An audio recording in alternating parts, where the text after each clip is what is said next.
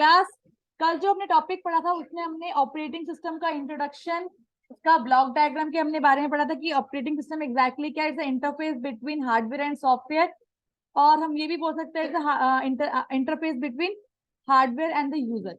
ठीक है, फिर हमने इसके बीच में हमने डायग्राम में किया था कि हमने एपीआई के बारे में पढ़ा था। तो एपीआई की फुल फॉर्म क्या थी?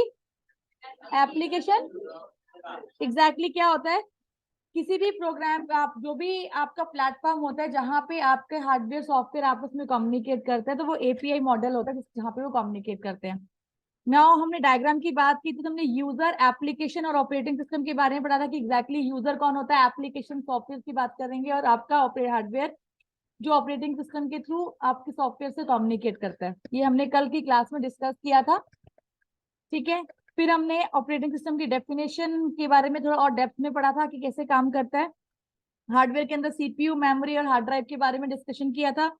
फिर आपके ऑपरेटिंग सिस्टम के एग्जांपल्स जो मैंने कल बताए थे आपको, जिसमें हमने आपका यूनिक्स, लाइनेक्स, आपका आईएसओ प्लेटफॉर्म, एंड्रॉयड, विंडोज के बारे में डिस्कस किया था एग्जाम्पल के साथ।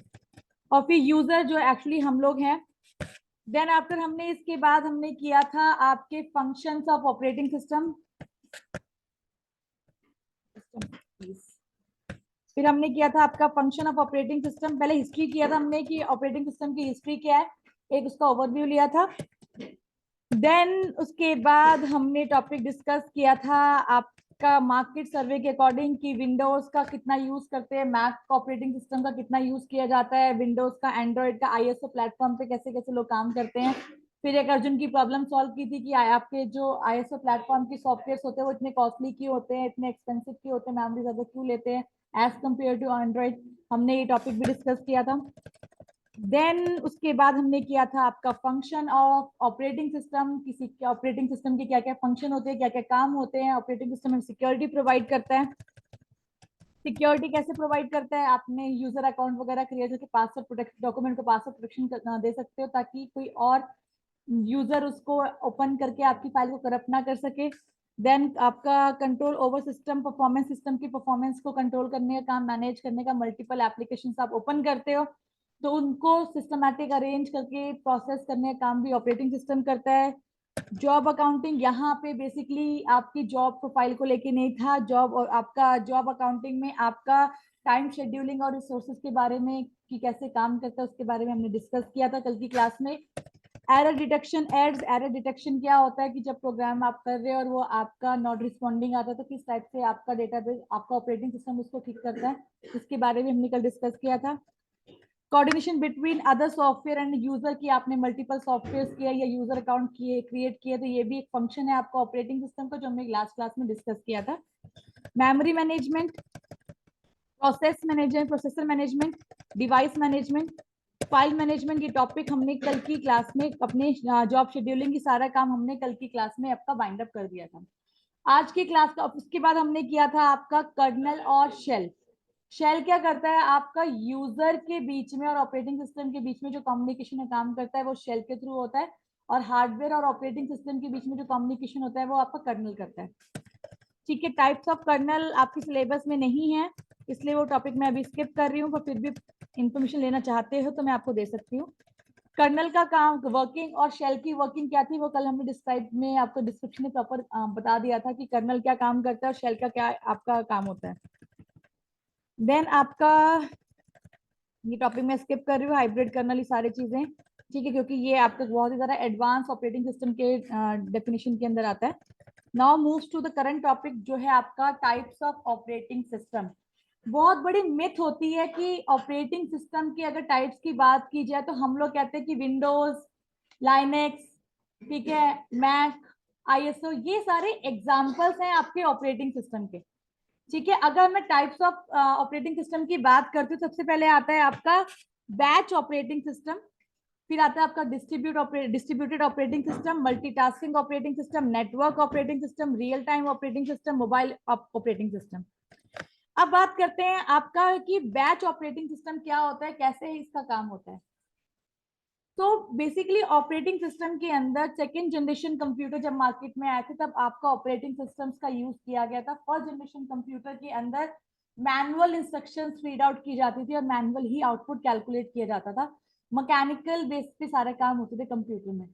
ठीक है, जब सेकेंड जनरेशन जब ट्रांजिस्टर्स आया उस टाइम पे ऑपरेटिंग सिस्टम आपके डेवलप किए गए थे, मैंने कल की क्लास में बताया था आपको। ठीक है, तो अब यहाँ पे आता है कि बैच ऑपरेटिंग सिस्टम क्या है, कि जब आप अपने ऑपरेटिंग सिस्टम को एक ग्रुप में कमांड प्रोसेस करने के लिए डालते हो, वो हमारे आपके बैच ऑपरेटिंग सिस्टम कहलाते हैं।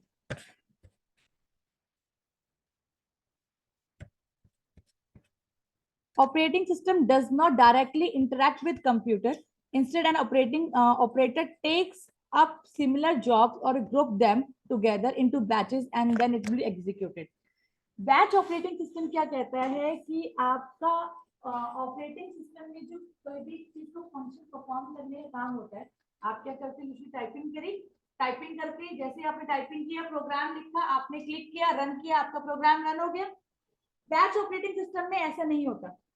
बैच ऑपरेटिंग सिस्टम में डेटा को इकट्ठा किया जाता है, ठीक है, और उसको फिर वन टाइम में प्रोसेस किया जाता है। फॉर एग्जांपल के लिए अगर मैं बोलती हूँ कि आपने जैसे 10th क्लास का रिजल्ट अपलोड करना है, अब डेटाबेस अपलोड करने के टाइम पर ये तो है नहीं हम सर्वर पे डेटा अपलोड करते हैं, तो ये तो है नहीं कि भैया आज एक बच्चे का रोल नंबर अपलोड हुआ है तो उसका रिजल्ट आ गया, एक का रिजल्ट कल आएगा, एक का रिजल्ट परसों आएगा, ऐसा तो नहीं है। या आपके जो एग्जाम्स होते हैं बीए प्रोग्राम के या ऑनलाइन एग्जाम्स होते हैं, ठीक है, रियल टाइम और मैं बैच को एक साथ लेके चल रही हूँ फिलहाल अभी, या मैं पहले आपकी बैच ऑपरेटिंग सिस्टम की बात करती हूँ, तो मैंने क्या किया, आप लोगों का रिजल्ट अपलोड करना है। अब ये तो है नहीं कि 10th करने वाले इसमें 50 बच्चे हैं, 100 बच्चे हैं। दिल्ली के अंदर अगर मैं 1 लाख बच्चा 10th के बोर्ड में बैठा है, तो हर स्टेट में 1-1.5 लाख बच्चे बैठे होंगे, किसी किसी स्टेट में 3 लाख बच्चे बैठे होंगे 10th के एग्जाम में। अब ये डिसाइड हो गया कि एक ही दिन रिजल्ट डिक्लेयर होगा, ठीक है, बट इतना बड़ा डेटाबेस मेंटेन कैसे किया जाए कि वन टाइम में वो अपलोड होकर डिस्प्ले हो जाए। तो रिजल्ट बनना 1 महीने पहले से स्टार्ट हो जाता है। रन टाइम पे रिजल्ट नहीं बनता कि भैया जिस दिन रिजल्ट डिक्लेयर हो रहा है उस दिन आपके टीचर्स आपकी कॉपी चेक करके रिजल्ट अपलोड कर रहे हैं, ऐसा नहीं होता। स्कूल वाइज पहले आपके कॉमन आपके बोर्ड होते थे कि सेंटर अलग पड़ते थे, आजकल होम बोर्ड होने लगे हैं, ये आपके स्कूल में ही आपके एग्जाम्स होते हैं, ठीक है, फिर रिजल्ट बन के वो आपका सर्वर पे अपलोड हो जाता है। तो पहले क्या होता है कि आपके रिजल्ट को स्कूल वाइज कलेक्ट किया जाता है सर्वर के लिए, फिर उसको डेटा को फीड किया जाता है। फीड करने के बाद जब पूरा डेटाबेस मेंटेन हो जाता है, उसके बाद रियल टाइम ऑपरेटिंग सिस्टम की हेल्प से आपको एक पर्टिकुलर टाइम पे सर्वर पे डेटा को अपलोड कर दिया जाता है। कि दैट मीन्स कि इंस्टेड ऑफ कि एक एक एंट्री को चेक करके अपलोड कर रहे हैं, एक पूरी इंस्ट्रक्शन को इकट्ठा करके एग्जीक्यूट वन टाइम में किया जाता है, तो वो हमारा बैच ऑपरेटिंग सिस्टम होता है। और यहाँ पे ये लिखा भी हुआ आ रहा है, operating system does not directly interact with computer, directly interact नहीं करता, पहले इंफॉर्मेशन कलेक्ट करके रखता है, जब सारी इंफॉर्मेशन कलेक्ट हो जाती है फिर उसको वन टाइम में एग्जीक्यूट करता है। तो ये हमारे होते हैं बैच ऑपरेटिंग सिस्टम। अब यहाँ पे इसके एडवांटेजेस है, execution time takes for similar job is higher, एक साथ डेटा को प्रोसेस करने में सारा काम करता है, ये नहीं है कि अलग अलग डेटा एग्जीक्यूट हो रहा है, सब अगर रिजल्ट अपलोड होना है तो वन टाइम में 10th का रिजल्ट हर सर्वर पे अपलोड होगा, हर स्टेट से एक जगह पे अपलोड होगा रिजल्ट इकट्ठा होने के बाद, ठीक है। फिर हमारा आ गया multiple user can share the batch system. Result upload करने का काम भी सिर्फ एक टीचर के हाथ में नहीं होता, एक ग्रुप ऑफ टीचर्स का होता है जिसमें जॉब्स को डिवाइड कर दिया जाता है अलग अलग। फॉर एग्जाम्पल के लिए अगर मैं एग्जाम्पल लेती हूँ अपनी क्लास का, और मुझे आपको पूरे आईटी का रिकॉर्ड मेंटेन करना है, तो मैंने क्या किया, 10 बच्चे मेरे पास अभी 37 की स्ट्रेंथ क्लास में है, मैंने 7 बच्चों को बिठा दिया कि बेटा आप डेटा एंट्री का काम करोगे, ठीक है। 10 बच्चे जो एंट्री ऑलरेडी हो चुकी है उसको चेक करेंगे कि एंट्री ठीक है या नहीं है। जो 7 बच्चे एंट्री कर रहे हैं वो गलत इनपुट भी कर सकते हैं, पर उनके पास राइट नहीं है कि उसको करेक्शन करें, ठीक है, इनपुट फीड कर दिया, ओके, काम खत्म हो गया। जो सेकंड लॉट के बच्चे, उनके पास 10 बच्चे, उनको मैंने पावर दे रखी है कि वो सिर्फ एंट्री चेक करके मैनुअल रिकॉर्ड बनाएंगे कि कितनी एंट्री में गड़बड़ है। अगर 1 लाख बच्चों की एंट्री कर रहे हैं, 50,000 में गलतियां आ रही हैं, तो 50,000 का रिकॉर्ड अलग करके फिल्टर अनफिल्टर करके रखेंगे कि भैया इस डेटा में एरर है तो चेक कीजिए। फिर बाकी के 10 बच्चे उन एरर्स को ठीक करेंगे। फिर जो बाकी के बच्चे होंगे, ठीक है, 10 बच्चे, वो क्या करेंगे, फाइनल सबमिशन से पहले चेक करेंगे कि भाई डेटा पूरा ठीक है कि नहीं है। दैट मीन्स हर काम बैच में डिवाइड किया जाता है। तो ऑपरेटिंग सिस्टम भी ऐसे ही काम करता है आपका। जब वर्क स्टेशन हमारे पास होते हैं, या मैं बात करती हूँ आपके क्लाइंट सर्वर मॉडल की, क्योंकि ऑपरेटिंग सिस्टम में कई चीजें बहुत सिमिलर होती है। क्लाइंट सर्वर मॉडल क्या कहता है कि आपके पास अगर वर्क स्टेशन है, वर्क स्टेशन में ये नहीं होता कि आपके पास हर सिस्टम का सीपीयू ज्वाइन कर दिया। उसमें क्या है कि आपके पास एक सर्वर है, सर्वर से आपने मल्टीपल यूजर चला दिए, ठीक है, क्लाइंट चला दिए, और सर्वर एक सिस्टम पे आपने कनेक्ट कर दिया है जिसका काम सारे यूजर्स को मैनेज करना है। आप अपना कोई सॉफ्टवेयर कनेक्ट नहीं कर सकते क्योंकि आप वहां पे मल्टी यूजर ऑपरेशन पे काम कर रहे हो। उसमें मैंने जॉब रिस्ट्रिक्ट कर दी कि आधे बच्चे क्या काम करेंगे, आधे बच्चे क्या काम करेंगे, आधे बच्चे क्या काम करेंगे। तो जब बैचेस में डेटा कलेक्ट किया जाता है तो वो हमारा कहलाता है आपका batch operating system. Now the concept will be clear to everyone. Idle time for single batch is very less, कि किसी एक के लिए टाइम देना बहुत कम होता है क्योंकि वो पूरा डेटा आपका बैचेस में अपलोड किया जाता है। Managing large work becomes easy in batch. Batch में बड़े बड़े काम को काम करना बहुत इजी हो जाता है क्योंकि काम आपका डिवाइड हो जाता है। अगर मैं बोलूं 1 लाख एंट्री है, आप ही को चेक करना है, आप ही को अपने एरर्स निकालने हैं, आप ही को एरर ठीक करने हैं और आप ही को एंट्री करनी है, तो काम कॉम्प्लिकेटेड हो जाएगा। पर जहां पे टीम इन्वॉल्व हो जाएगी तो काम करना इजी हो जाएगा। तो ये हमारा होता है बैच ऑपरेटिंग सिस्टम। इसके एडवांटेज क्लियर हो गए। अब बात करते हैं disadvantage. It is hard to debug the batch system. Hard to debug the batch system का मतलब क्या है कि अगर बैच सिस्टम में आपने रॉन्ग इनपुट किया है तो आपको एक सेपरेट ग्रुप बनाना पड़ेगा उसको ठीक करने के लिए, ठीक है। डिबग मींस की प्रॉब्लम्स को आइडेंटिफाई करके रिजॉल्व करना। तो उसके लिए आपको सेपरेट टीम बनानी पड़ेगी, जिससे मैंने आपको एग्जांपल दिया, ठीक है। जो एंट्री फीडिंग हो गई है उसके लिए आपको क्रॉस टीम बिठानी पड़ेगी चेक करने के लिए। तो उससे क्या हुआ, हमारी मैन पावर ज्यादा यूज हुई है क्योंकि हमें डेटा क्रॉस चेक करके अपलोड करना है, ठीक है। If a job fails then other jobs have wait for an unknown time till the issue resolve. Batch operating system का सबसे बड़ा डिसएडवांटेज, जब डेटा प्रोसेस होता है आपका क्लाइंट साइड से सर्वर साइड पे, दैट मींस कि अगर मैं बोलूं कि आपका डेटाबेस सर्वर पे अपलोड होना है, ठीक है, या एक एग्जांपल ले लीजिए, आप लोगों ने क्यू मेंटेन की है, क्लाइंट मेंटेन की है, ठीक है, कि आपको लाइन में चलना है, सारा काम एक के बाद नंबर आएगा, ठीक है। या उससे अच्छा एग्जांपल ले लो, आप बैंक में जाते हो या आप ऑनलाइन या आप मॉल में गए शॉपिंग के लिए, आपने बिल पेमेंट करनी है, क्यू लगी है, लंबी लाइन लगी है, पेमेंट के टाइम पे पेमेंट फेल हो गई, आपके पास कैश भी नहीं है, ऑनलाइन पेमेंट भी नहीं होगी, तो आपको ये नहीं है कि आपकी जॉब को साइड में कर दिया अब बाकी लोगों को प्रोसेस करने के लिए डाल दिया, नहीं। जब तक आपका प्रोसेस कंप्लीट नहीं होगा पेमेंट का, पेमेंट कैंसिल भी नहीं होगी और आपको अलग से ये नहीं कि आप साइड में वेट कर रहे हो उसमें और क्लाइंट्स अपने काम कंप्लीट कर रहे, नहीं। जब तक वो प्रॉब्लम सॉल्व नहीं होगी या डेटा अपलोड करते टाइम पे डेटा अपलोडेशन फेल हो गया, तो जब तक वो प्रीवियस फाइल अपलोड नहीं हो जाती, बाकी सारी फाइल भी प्रोसेस नहीं हो पाएंगी, उसको वेट करना पड़ेगा पहले फाइल को क्लियर होने का।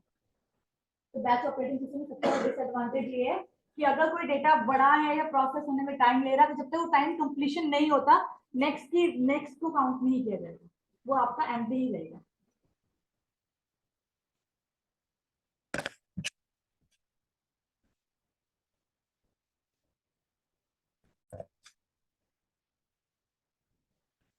देख लिया आप सभी ने।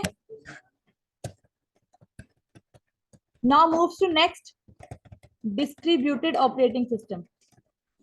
डिस्ट्रीब्यूट इसके नाम से क्लियर है कि कोई भी चीज को, टास्क को मल्टीपल जगह पे डिस्ट्रीब्यूट कर दिया गया, उसके बाद उसको कलेक्ट कर दिया गया। सबसे पहले बात आती है, इतने सारे ऑपरेटिंग सिस्टम के टाइप्स की जरूरत ही क्या पड़ी, नॉर्मल हमारा काम भी तो हो रहा है।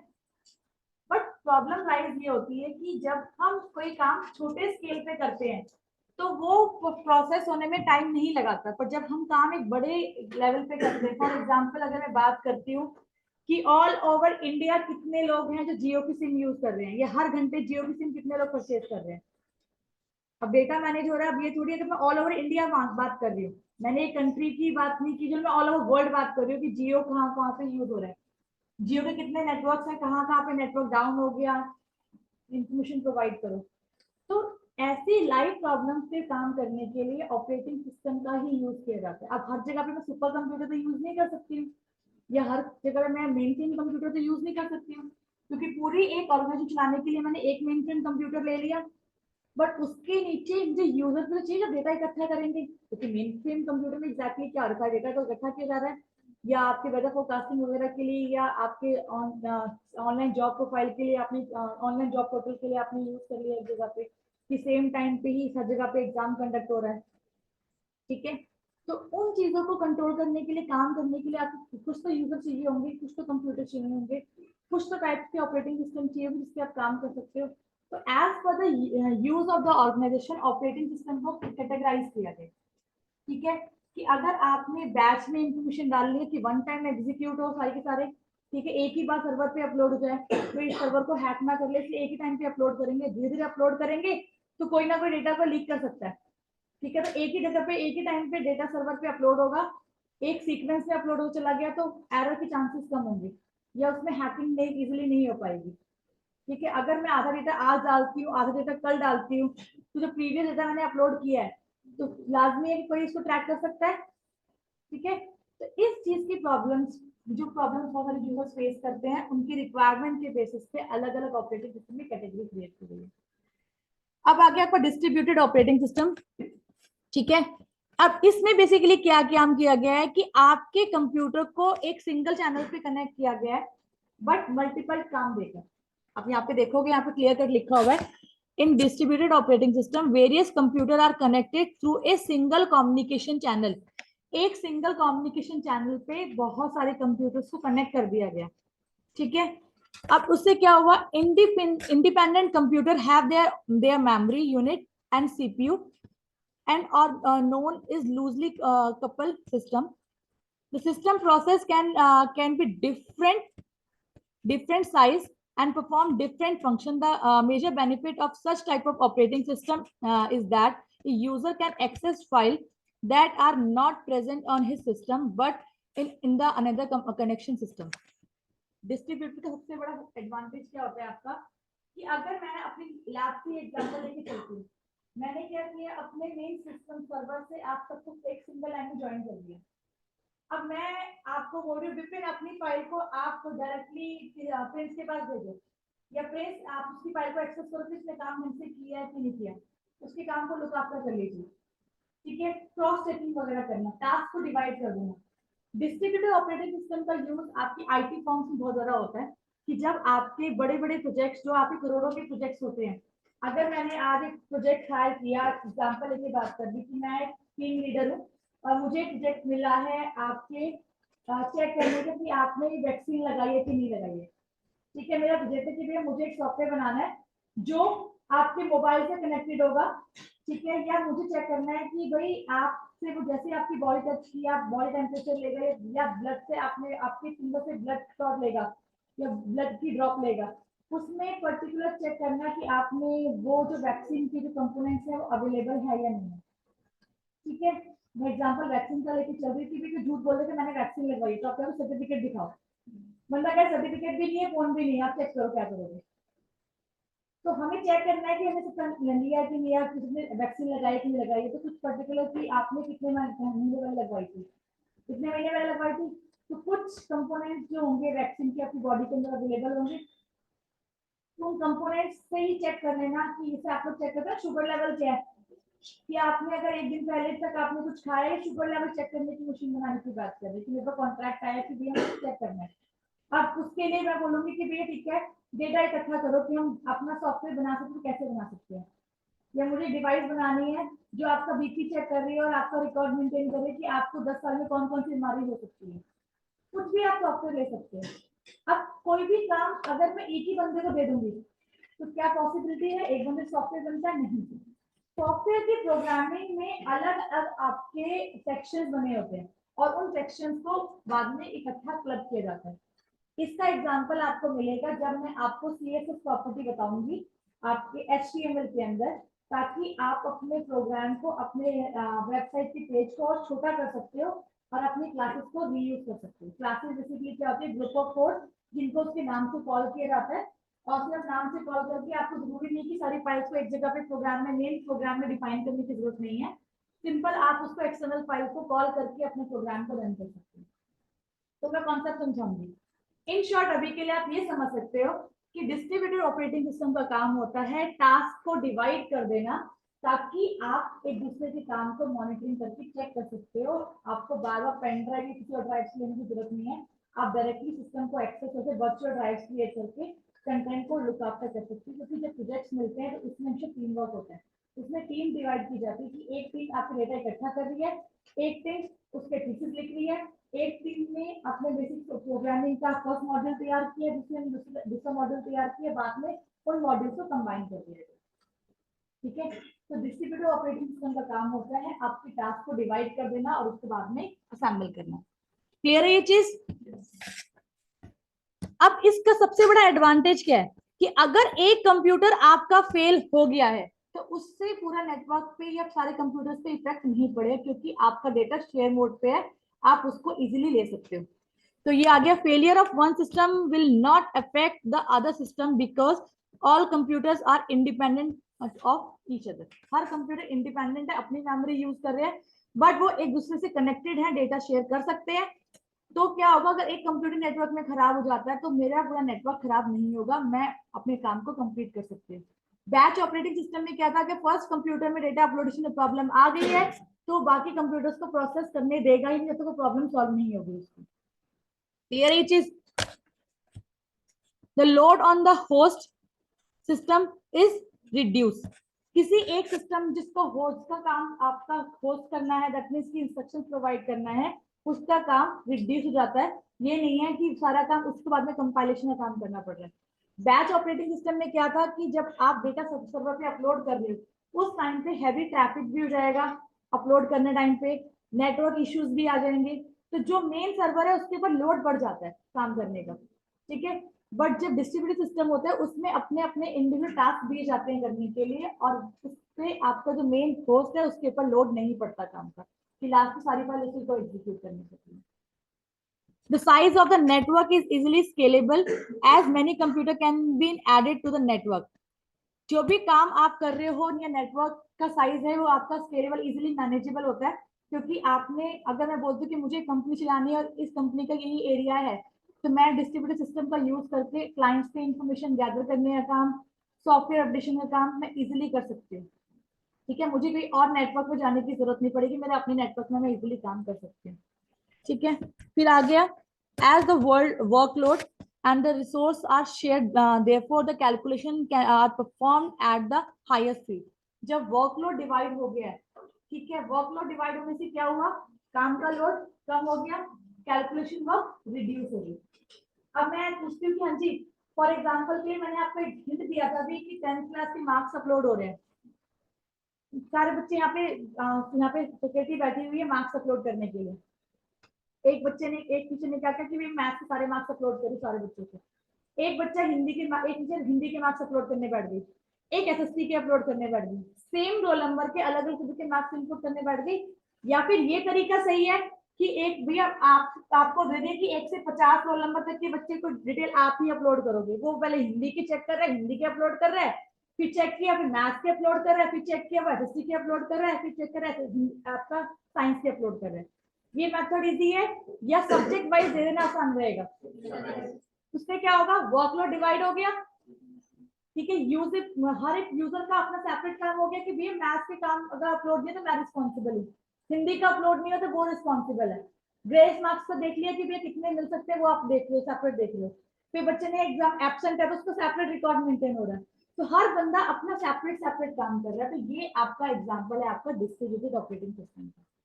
Now the concept will be clear कि distributed operating system करता क्या है। Data exchange speed is increased with the help of electronic mail. Mail की हेल्प से डेटा की स्पीड और डेटा का एक्सचेंज रेट काफी बढ़ जाता है, क्योंकि डेटा आप आपस में शेयर कर लेते हो।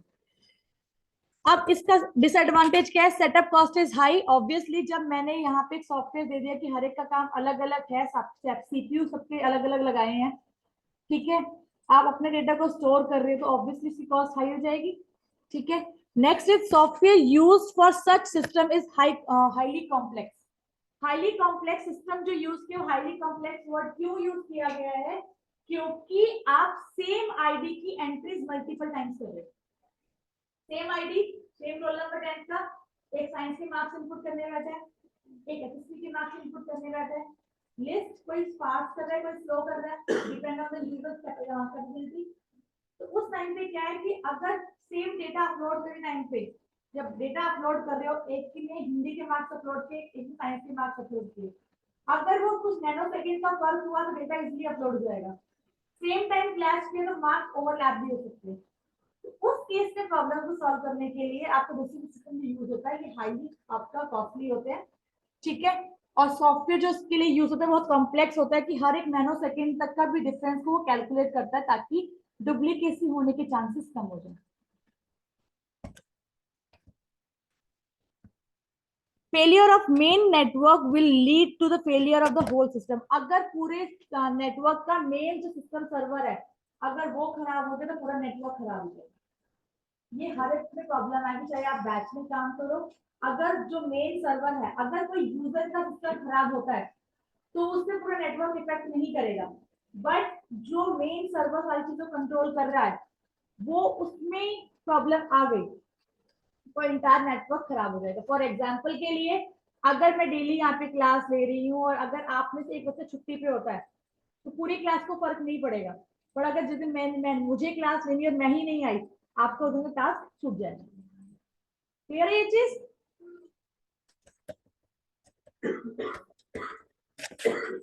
लैक्टस ऑपरेटिंग सिस्टम आपका एग्जांपल है डिस्ट्रीब्यूटिव का, और बैच ऑपरेटिंग सिस्टम का एग्जांपल यहाँ पे जो दे रखा है, let me check. Payroll system, bank system, data entry के जो सिस्टम्स होते हैं वो बैच ऑपरेटिंग सिस्टम पे काम करते हैं। डेटा एंट्री ऑपरेटिंग सिस्टम के लिए यूज किया जाता है, सेपरेट सॉफ्टवेयर है, ठीक है। It's a kind of operating system कि अगर आपने डेटा एंट्री करनी तो डेटा एंट्री के नाम से सॉफ्टवेयर आता है जिसका काम सिर्फ एंट्री करना ही होगा। आपको मैं एमएस एक्सेल के अंदर फॉर्म्स डिजाइन करना सिखाऊंगी कि आपने फॉर्म्स में एंट्री कर रहे हो और वो सारी एंट्री एक ही टेबल पे सेव हो रही है और आप लोग सब मल्टीपल काम कर रहे हो टेबल पे, ठीक है। एक ही, मैंने आपको, जैसे आप लोगों ने गूगल शीट पे काम किया है, गूगल शीट और गूगल फॉर्म पे काम जब अगर आप लोग को जब सिखाऊंगी, उसमें क्या है कि आपने फॉर्म्स में एंट्री की, मैं सर्वर साइड पर हूँ, ठीक है। आप सबको मैंने गूगल फॉर्म पकड़ा दिया कि फॉर्म पे एंट्री करो, सबके पास डिवाइड हो गया, मेरे पास एक डेटाबेस में रिकॉर्ड मेंटेन रहेगा विद टाइम और सेकंड की कितने बजे आपने अपनी फाइल अपलोड की। सेम विद आपका एक्सेल की शीट की, अगर मैंने एक एक्सेल की शीट बनाई और मैंने आप सभी को शेयर किया तो उसमें मैंने आपको बोला आपको अपनी एंट्री करनी है और टिक पे क्लिक कर देना है, तो सेम टाइम पे आप जितनी भी एंट्री करोगे वो साइमल्टेनियसली वन के बाद 1 2 3 4 सीक्वेंस में एक आ जाएगी विद टाइम, डेट और सेकंड्स में कि कितने सेकंड्स में कितने बच्चे ने फाइल अपलोड की। क्लियर है ये चीज? तो पेरोल सिस्टम बेसिकली होता है आपका सैलरीज वगैरह बनाने के लिए, ठीक है। क्योंकि बड़ी बड़ी कंपनी में जो सैलरीज रिलीज होती है वो एक ही डेट पे होती है कि 7 तारीख को सैलरी सबके पास मिलेगी या 25 को सैलरी आएगी सबके पास तो आएगी, ये नहीं है। अब इसका यूज कहाँ पे होगा? छोटी छोटी फॉर्म्स में तो एक दो दिन ऊपर नीचे ज्यादा सैलरी का, पर जो बड़ी बड़ी मल्टीनेशनल कंपनीज होती हैं वो लोग क्या करती हैं, पहले से पहले आपका एडवांस आपका कि अब जैसे होता है कि भाई मैं छुट्टी ले रही हूँ 15 से 15 का स्लैब लेते हैं वो 15 डेज की आपको एडवांस पेमेंट करते हैं ताकि कोई छुट्टी वुट्टी होगी वो नेक्स्ट टाइम में कट कर लेंगे।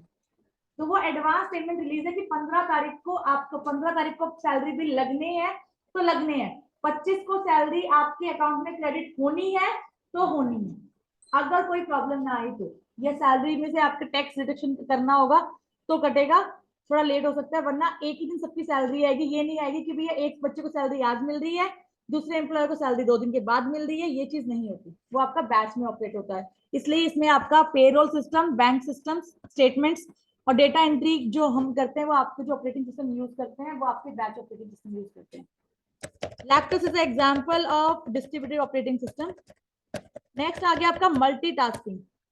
मल्टीटास्किंग ऑपरेटिंग सिस्टम का काम क्या होता है? एक साथ मल्टीपल टास्क करना। सबसे अच्छी एग्जांपल आपके अपने जो कंप्यूटर्स हैं जिसका आप यूज करते हो कि एक साथ आप मल्टीपल काम कर रहे होते हैं। एक होता है मल्टी यूजर, एक होता है मल्टीटास्किंग। दोनों अलग अलग है। मल्टीटास्किंग मींस कि एक साथ एक से ज्यादा काम करना, और मल्टी यूजर मतलब एक सिस्टम पे एक से ज्यादा यूजर क्रिएट करना। So the multitasking operating system is known as time sharing operating system. Multitasking operating system को टाइम शेयरिंग ऑपरेटिंग सिस्टम से लिंक किया गया कि दोनों सेम होते हैं, जहां पे आप एक से ज्यादा काम कर सकते हो। अब इसका यूज कहाँ पे होता है, क्यों मैं मल्टीटास्किंग ऑपरेटिंग सिस्टम का यूज कर सकती हूँ? तो सबसे पहले आता है टाइम शेयरिंग। क्या होता है पहले आप ये जज कर लीजिए। मैंने आपको बोला कि